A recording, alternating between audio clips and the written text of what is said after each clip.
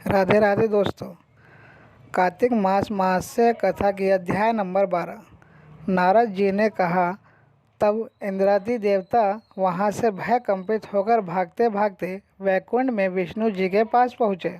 देवताओं ने अपनी रक्षा के लिए उनकी स्तुति की। देवताओं की उन दिन वाणियों को सुनकर करुणा सागर भगवान विष्णु ने उनसे कहा कि हे देवताओं, तुम भय को त्याग दो, मैं युद्ध में शीघ्र ही जलंधर को देखूंगा। ऐसा कहते ही भगवान गरुड़ पर जा बैठे। तब समुद्र नेत्य लक्ष्मी जी ने कहा कि हे नाथ, यदि मैं सर्वदा आपकी प्रिया और भक्ता हूँ तो मेरा भाई आप द्वारा युद्ध में नहीं मारा जाना चाहिए। इस पर विष्णु जी ने कहा, अच्छा, यदि तुम्हारी ऐसी ही प्रीति है तो मैं उसे अपने हाथों से नहीं मारूंगा, परंतु युद्ध में अवश्य जाऊंगा, क्योंकि देवताओं ने मेरी बड़ी स्तुति की है। ऐसा कह भगवान विष्णु युद्ध के उस स्थान पर जा पहुँचे जहाँ जलंधर विद्यमान था। जलंधर और विष्णु का घोर युद्ध हुआ। विष्णु ने तेज से कंपित देवता सिंहासनाद करने लगे। फिर तो अरुण के अनुज गरुड़ के पंखों की प्रबल वायु से पीड़ित हो दैत्य इस प्रकार घूमने लगे जैसे आंधी से बादल आकाश में घूमते हैं। तब अपने वीर दैत्यों को पीड़ित होते हुए देखकर जलंधर ने क्रोध और विष्णु जी को उद्धत वचन कहकर उन पर कठोर आक्रमण कर दिया। दोस्तों, बात करते हैं अध्याय 13। दोनों ओर से गधाओं, बाणों और शूलों आदि का भीषण प्रहार हुआ। दैत्यों के शीर्ण प्रहारों से व्याकुल देवता इधर उधर भागने लगे।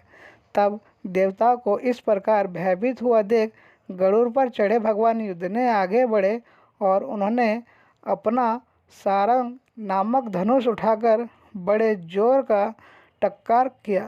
त्रिलोकी संबंधित हो गई। पलमात्र में भगवान ने हजारों दैत्यों के सिर को काट गिराया। फिर तो विष्णु और जलंधर का महासंग्राम हुआ। बाणों से आकाश भर गया।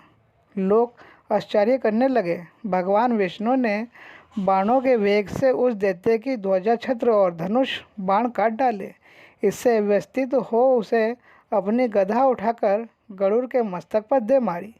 साथ ही क्रोध से उस दैत्य ने विष्णु जी की छाती पे भी एक तीक्ष्ण बाण मारा। इसके उत्तर में विष्णु जी ने उसकी गदा काट दी और अपने सारंग धनुष पर बाण चढ़ाकर उसको विध्वंस आरंभ किया। इस पर जलंधर भी इन पर अपने पैने बाण बरसाने लगा। उससे विष्णु जी को कई पैने बाण मारकर वैष्णव धनुष को काट दिया। धनुष कट जाने पर भगवान ने गदा ग्रहण कर ली और शीघ्र ही जलंधर को खींचकर मारी। परंतु उस अग्निवत अमोघ गदा की मार से भी वह दैत्य भी कुछ भी चलायमान न हुआ।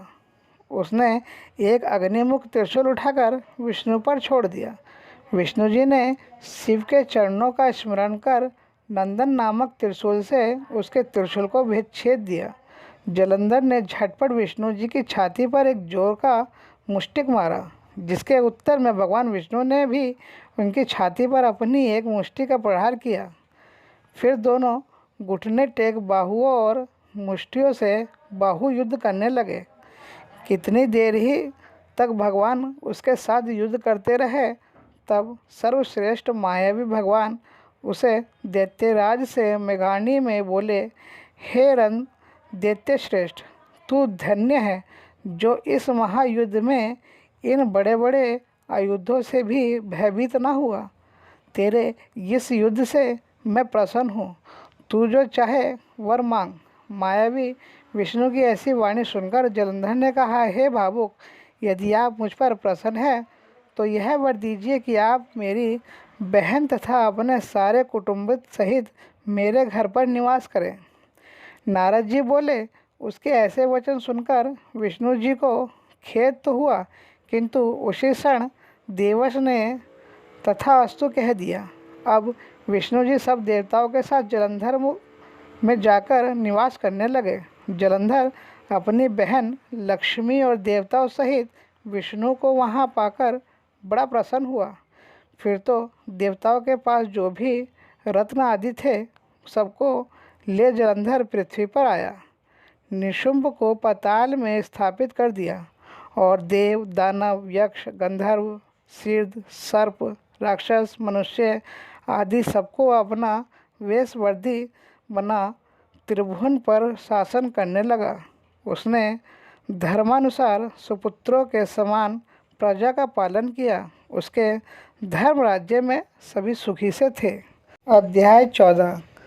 तब उसको इस प्रकार धर्म पूर्वक राज्य करते हुए देख देवता हो गए। उन्होंने देवादिदेव शंकर को मन में स्मरण करना आरंभ किया। तब भक्तों की कामना पूर्ण करने वाले शंकर ने नारद जी को बुलाकर देव कार्य की इच्छा से उनको वहां भेजा। शंभु भक्त नारद शिव की आज्ञा से देवपुरी में गए। इंद्रादिक देव सभी देवता व्याकुल हो शीघ्रता उसे उठ नारद जी को उत्कंठा भरी दृष्टि से देखने लगे। अपने सब दुखों को कहकर उन्हें नष्ट करने की प्रार्थना की। तब नारद जी ने कहा, मैं सब कुछ जानता हूँ, इसलिए अब मैं दैत्यराज जलंधर के पास जा रहा हूँ। ऐसा कह नारद जी देवताओं को आश्वासित कर जलंधर की सभा में आए। जलंधर ने नारद जी के चरणों की पूजा करते हुए हंसते हुए कहा, हे ब्राह्मण, कहिए आप कहाँ से आए हैं, यहाँ कैसे आए हैं? मेरे योग्य जो सेवा हो उसकी आज्ञा दीजिए। नारद जी प्रसन्न होकर बोले, हे महाबुद्धिमान जलंधर, तुम धन्य हो। मैं स्वच्छता से कैलाश पर्वत पर से आया हूँ, जहाँ 10,000 योजनों में कल वृक्ष का वन है। वहाँ मैंने सैकड़ों कामधेनुओं को विचरते हुए देखा तथा यह भी देखा कि वह चिंतामणि से प्रकाशित परम दिव्य, अद्भुत और सब कुछ स्वयं मन्य है। मैंने वहाँ पार्वती के साथ स्थित शंकर जी को भी देखा, जो सुंदर, गौरवान, त्रिनेत्र और मस्तक पर चंद्रमा धारण किए हुए हैं। उन्हें देखकर मुझे बड़ा आश्चर्य हुआ कि इनके समान स्मृतिशाली त्रिलोकी में कोई है। यह नहीं, यह दैत्यंत। उसी समय मुझे तुम्हारी स्मृति का स्मरण हो आया और उसे देखने की इच्छा से ही मैं तुम्हारे पास चला आया हूँ।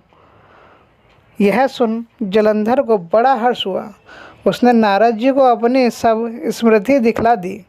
उसे देख नारद ने जलंधर की बड़ी प्रशंसा की और कहा कि निश्चय ही तुम त्रिलोकपति होने के योग्य है।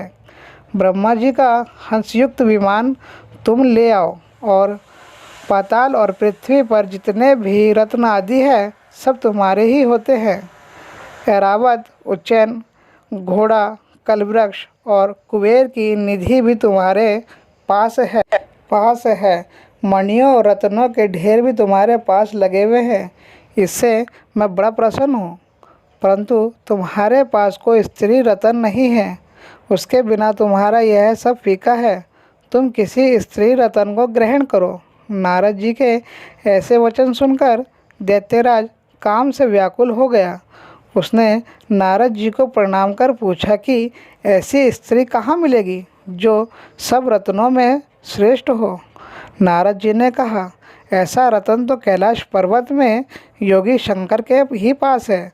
उनकी सुंदरी पत्नी देवी पार्वती बहुत ही मनोहर है। उनके सामने सुंदरी में किसी का कोई नहीं देखता। उसने उस रत्न की उपमा तीनों लोकों में कहीं नहीं है। देवश्री उस दैत्य से ऐसा कहकर देव कार्य करने की इच्छा से आकाश मार्ग से चले गए। दोस्तों, ये वीडियो आपको अच्छी लगी हो तो वीडियो को लाइक कीजिए, शेयर कीजिए और चैनल को सब्सक्राइब ज़रूर कीजिए।